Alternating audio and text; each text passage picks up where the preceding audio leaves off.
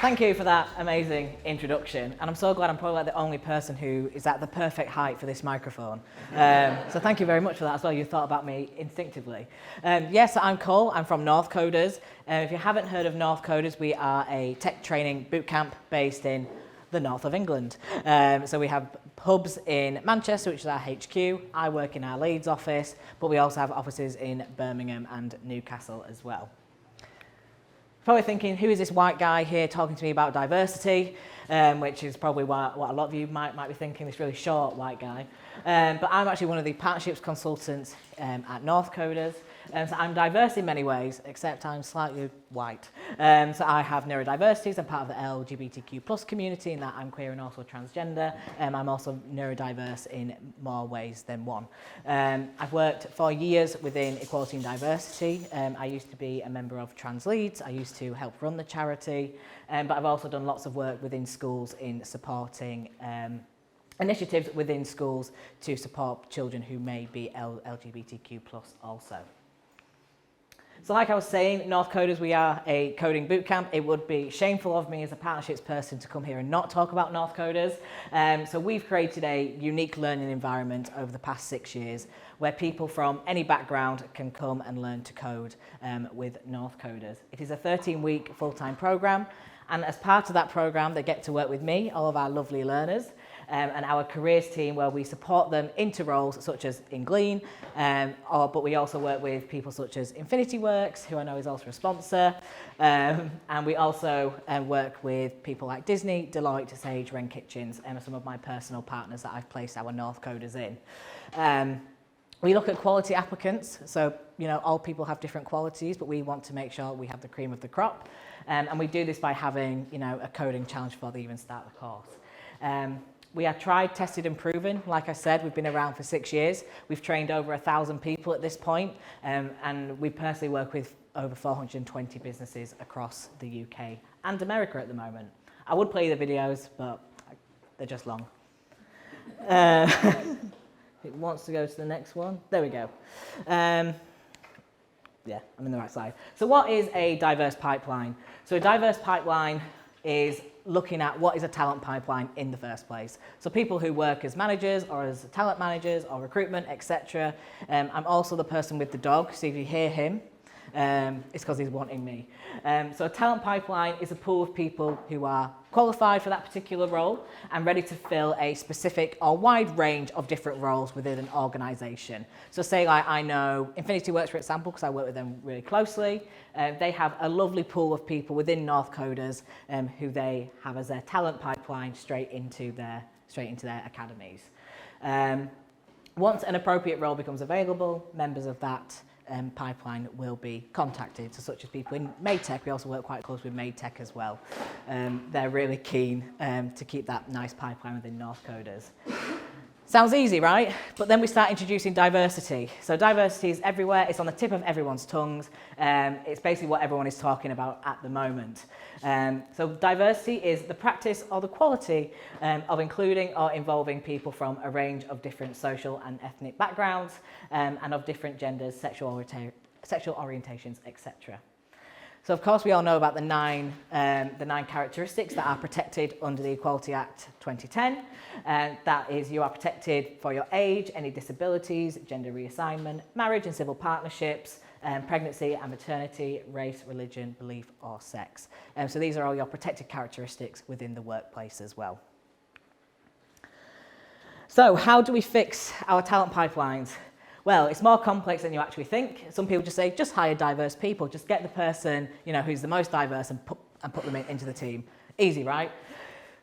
But then it's not so easy, because what we're tending to find at the moment, and I'm very much a social being. I'm one of those people who's in the middle of Gen Z and millennial, so I'm all about Twitter at the moment. I was scoping Twitter one day and I found, companies were committed to diversity. The diversity that we're currently getting is that a lot of the diverse candidates are currently sitting in positions who, might be customer support, but they're not reaching the very top end of what they can do as a person. So this is what we need to work on as part of our diversity initiatives.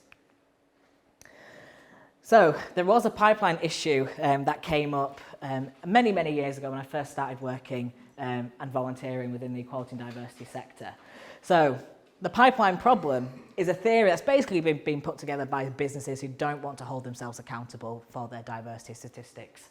So it's a theory that diversity initiatives are failing because there simply aren't enough skilled members of underrepresented groups. And again, we also need to start thinking, why do we think there's no people from underrepresented groups with these skills? So women, people of colour, LGBTQ plus people, people with disabilities, etc. In other words, the pipeline theory is stating that diversifying is not a failure of a company's culture or its hiring process, but of the failures of the underrepresented groups themselves to achieve the appropriate skills for any open roles. Ultimately, it's a business not making adjustments for diverse people, or as I originally put in there, it's businesses gaslighting diverse people into thinking that they don't have the skills. Businesses themselves, I'm not saying all businesses, this is just a study, are focusing on their pool rather than their processes. So which in turn are systemically sexist, racist, homophobic, etc. There are businesses who've been around for many, many years, whose systems have never changed in terms of retention, getting people into the business. None of this has ever changed. So there is still that systemic issue there amongst diverse candidates. Without looking at your own personal internal processes within your own business, it means that you're not looking at the biases that are already essentially there. This is something that even I still today, when we're looking at new candidates, is that actually we can really, really change this process to make it even more fair for everybody out there. But you usually find that biases are intrinsically baked into many organisations. It means that businesses don't have to take their diversity pipeline as seriously as they should. So what this means for diverse candidates. So for example, Joe Bloggs, who is 58 years old, applies for a position at just any general business. He applies as a sales team manager. He has over 30 years of experience in the industry. The job spec said that they are looking for a person with youthful enthusiasm. When Joe phoned the company expressing his interest, he was asked his age. On hearing his age, the talent manager asked whether he still had the drive and motivation to work in such a role. Joe was invited for an interview, and the company director remained passive during the interview and did not engage in a two-way conversation. Joe was also asked questions about his age and how that may affect his role throughout. Ultimately, Joe was rejected. So tell me what is wrong with this scenario if anyone is brave enough. Yes? Asking the age. Yeah, that's number one, asking age. So again, age is a protected characteristic under the Equality Act. So Joe could actually have a big lawsuit on his hand with this business. But also as a talent manager, it's looking at how you're wording your job descriptions. So even things like, we want somebody with a youthful enthusiasm. That's instantly going to put off candidates who potentially do have many more years of experience, who could make a real impact and a real change within your organisation. So we begin to start thinking, we need to think about changing our language to ensure that we're open to everybody having on this role. So another scenario, following the recruitment process for a junior developer role, so everything that I do every single day, the hiring panel were undecided between two candidates who both had similar experiences and great projects to work from. Because we're all about the good portfolios at Northcoders as well.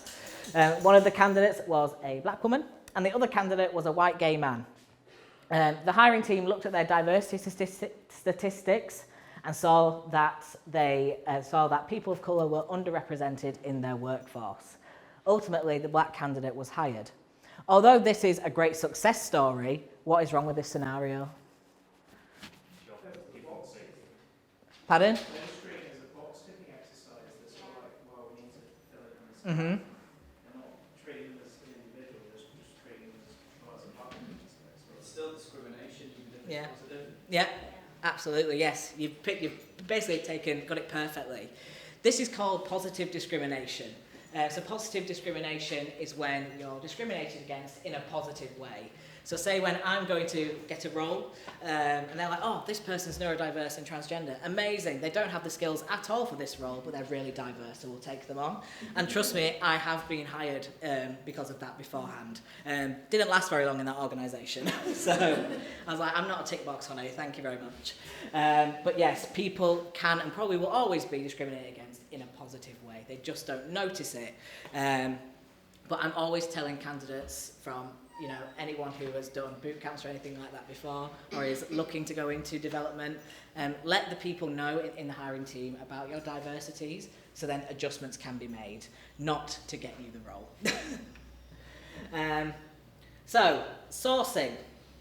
So how can businesses overcome all these different issues that I am talking about? So having a look at your job adverts. So limit your job adverts to must-haves, or it would be nice to have. Generally, we find that women can view requirements as absolutes. There's been many, many studies on this, meaning that they will generally only apply to the roles that they fit 100% of the criteria for. Also make sure that you are using gender-neutral language and, ages, language that doesn't associate with age, etc., disabilities throughout, and include a diversity statement. I know when personally I'm looking for roles, I'm not looking right now, when I'm personally looking for roles, is that I always make sure a business has a diversity statement on their job specs, but also on their website as well. I know that in big bold letters across the Northcoders website is Black Lives Matter, and we take this very seriously within our organisation, and that's what drew me straight into working for Northcoders. I'm sure I've seen a lot of diversity statements across your businesses as well. So sourcing from different talent pools. So one of the biggest things within my current role is that I'm trying to encourage talent managers, CTOs, CEOs, etc., to not just go for the university graduates, because not everybody can go to university, especially now with the current cost of living crisis and the way they're changing student loans. I personally went to university, so I'm not against university graduates whatsoever, but I know from going through formal education, there are so many different ways into the technical sector. So I'm trying to convince people who have these roles to look elsewhere other than the current, University of Leeds or Leeds Beckett, etc. Look at recruiting from, your recruitment agencies or LinkedIn. There's many amazing candidates on there, but we can get even deeper than just going to a recruitment agent or LinkedIn to find amazing candidates. There are so many talented people who, may not think that they have the right skills, or they won't put themselves forward. They might not even fill the full requirements of the role that you're wanting to hire from. But they will have the passion and especially the drive, to get there to what you want them to be. There are free pipelines everywhere. So like I said, Northcoders, we offer free pipeline of people to go work in technical businesses. And like I said, we've placed over 1,000 people within 420 businesses. And it's completely free of charge for businesses to do that. But of course, there are other boot camps out there who also have the same model as well. So please feel free to also go to them. But you can be easily connected with them because they are open, they are free. You could be a startup just needing your first junior. You could be a corporate needing to build, a team all together. And again, it's a free service for a lot of businesses. Work with your local authorities on return to work schemes. So it can be difficult for people who have to take a break from work to re-enter the workforce. So return to work programs are usually run by your local authority. So for us, it would be Leeds City Council. And they have the resources and the learning there for individuals to get back into work. So I know that we've gone down to the job centre, we've done some interview practices, we've done CV workshops, just to help these people get back into work and find something meaningful for them to do. That could be, a free course in coding. It could be looking at different websites. If they can't do a full-time course, they can do a part-time course as well. Then we have the selection process, so selecting the right candidates. So it's very easy to fall victim to positive discrimination like I said before, so it is a form of discrimination that favours someone by treating them differently in a positive way. So thinking of scenario 2, like I mentioned. So be aware of your unconscious and conscious bias. Again, this is a massive thing going around at the moment, lots of training on this. So you can actually do an unconscious bias quiz online, which is built by by Harvard University. When I first did it about 15 years ago, I actually had an unconscious bias towards men of colour.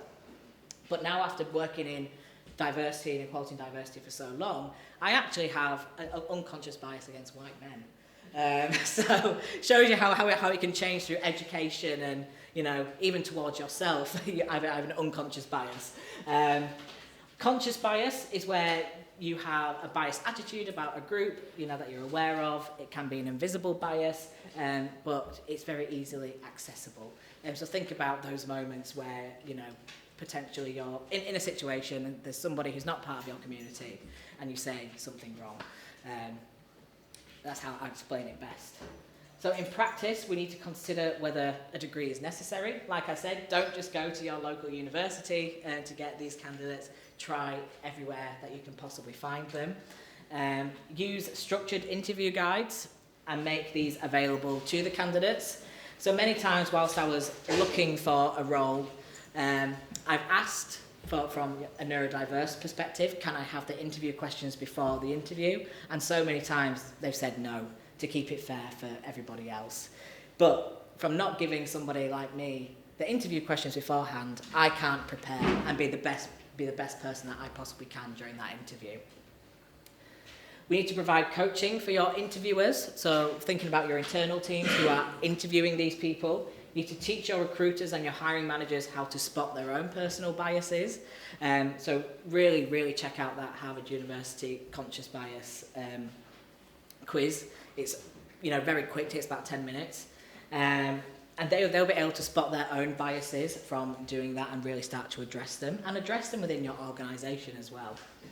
As this can affect their overall decision making. Useful tools for mitigating biases include role play scenarios, on scenario-based exercises and group discussions as well. So definitely use those when you've figured out your unconscious biases within your interview teams. So then we have to attract the candidates. So thinking about promoting career development. So I know this is the most important thing for a lot of the people that I work with in Northcoders in particular. And it's one of the biggest things that I speak to businesses about when I'm going out there and, you know, convincing them to try a different pipeline other than universities. So it's really important for all candidates to know that there are growth opportunities within your business, may that be very small, or they could have the opportunity to go all the way to director level. It's especially important to candidates who may have faced, a disadvantage when advancing within a previous role. So offering testimonials and coaching from individuals who have climbed the ladder themselves. It's so important to see somebody who looks like you or somebody who's been in your role get to that next level and understanding their story and how they got there. We need to publish diversity data, so I'm sure all businesses here, you publish your gender pay gap on your websites. If you don't, then I especially recommend that you do. Your diversity data is so important, as it really demonstrates your commitment to DEI within your organisation, and it demonstrates the areas that you mostly need to work in. So it's not just beneficial for you as a business, but it's really beneficial for potential candidates who want to come into your business, because they will say, oh, this business doesn't have many disabled people within it. Maybe I could go work there and really help them out to make a big difference. If you are already sharing it, like I said, then please do share your diversity statistics within your business. I apologise about my dog. He wants to come play over here. We need to showcase diverse talent, but not in a performative activism way. So yes, you can put your amazing people of colour on your website. Absolutely, please do that. but don't be performative about it. Don't ask them to do everything. If you've got diverse people within your organisation, they probably don't want to go to all the panels and all the talks, and yeah, don't be performative. People from underrepresented groups want to see people like them succeeding. So, you know, seeing people like yourself succeed is the most incredible feeling, because again, you are part of a really incredible community. Set up diverse interview panels. Connect candidates to relevant members of employee groups. So you may have a people with disability support group within your business. Connect candidates with them so then they can ask exactly what it's like working at that business as somebody with a disability potentially. But it's also really valuable because then you can ask that group of employees, what was that person's feedback from the interview? Because people, when they're within a community where they feel comfortable, they can get quite candid with the feedback that they give. And so they'll be able to tell you about the culture and the working environment from their impressions of what they got. Looking at rewards and benefits. So again, this is a massive conversation that I have with a lot, even recruiters who work professionally as recruiters. 5.6 weeks of holiday is not a benefit, it is the law. It's not a benefit, I'm afraid, so you don't have that on your benefit list. It's just human rights. Pension schemes, they're not a benefit. It is also the law. Free pack, the amount of times, you may have this on your company website, and I do apologise in advance, but every time I see it, it just gives me the ick. Free parking on site is not a benefit. It should just be a given. It should just be something that is covered as a basic provision if working for a company that requires you to be in the office. You need to also look at, do you offer flexible working for parents potentially, or people who need to go to more hospital appointments and other things like that? Do you have childcare leave? Do you have adoption leave? Do you have mental health days? Do you have duvet days that you can just take as and when whenever you want? I know some businesses are starting to introduce 2 duvet days a year. It's outside of sick days. It's just one of those days where, you know what, I just want to chill for the day because I can't physically think about work right now. And the list goes on and on and on. There is so much more an employer can be doing than what they are legally required to do when it comes to company benefits. I'm not saying, we're not perfect as an organisation. We still do have some of the bare minimums, but that's because we are, an SME. We're still trying to figure out the best things for our employees. And unfortunately, again, I see this everywhere. Pool tables and free fruit is not classified as culture either.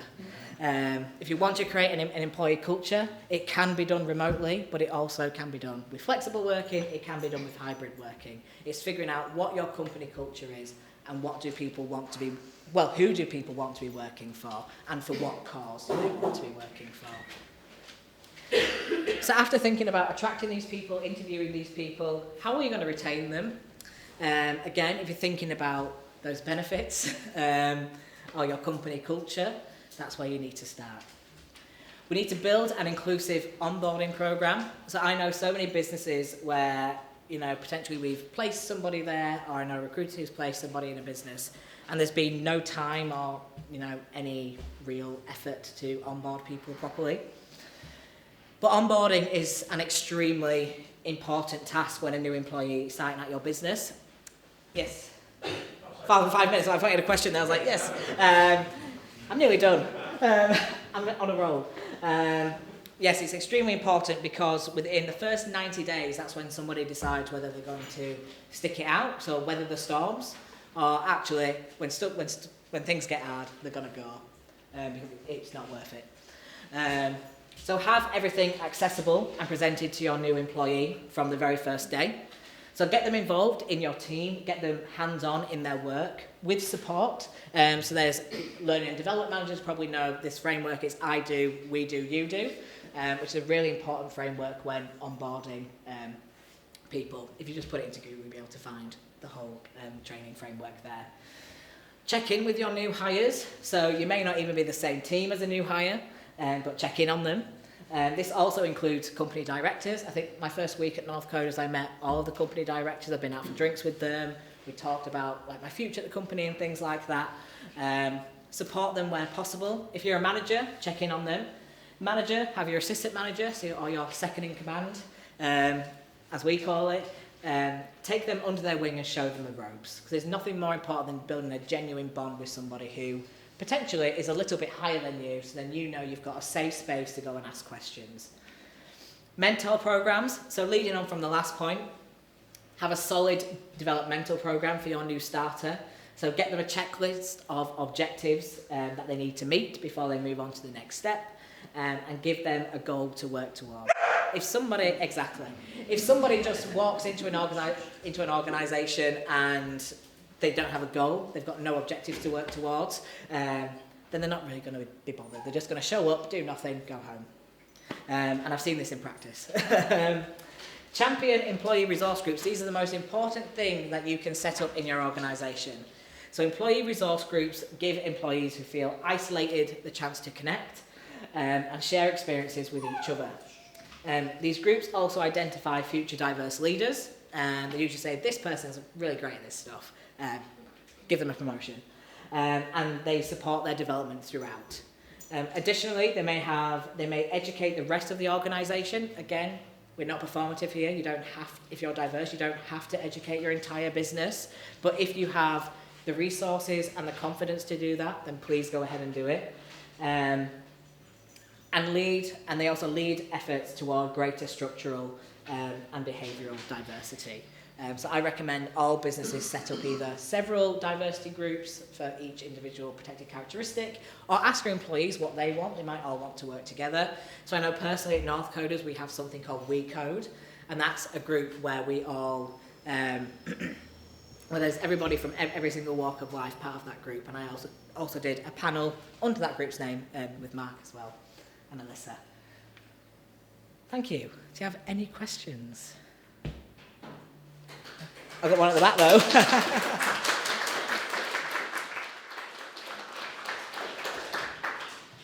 You had a question at the back. So it's not against the law, but it can get a slap on the wrist for doing it.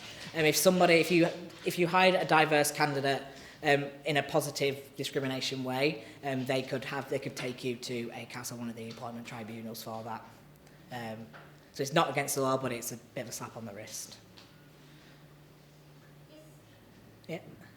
When we promoting companies to go public about the diversity, we are kind of pushing for that positive discrimination because we asking them to publicly disclose this kind of information. They have to improve that. Is kind of you trying to push for that bias? I mean, it's a bit of a two-edged sword, isn't it? You need to publish your diversity statistics so you get more diverse people applying to your company.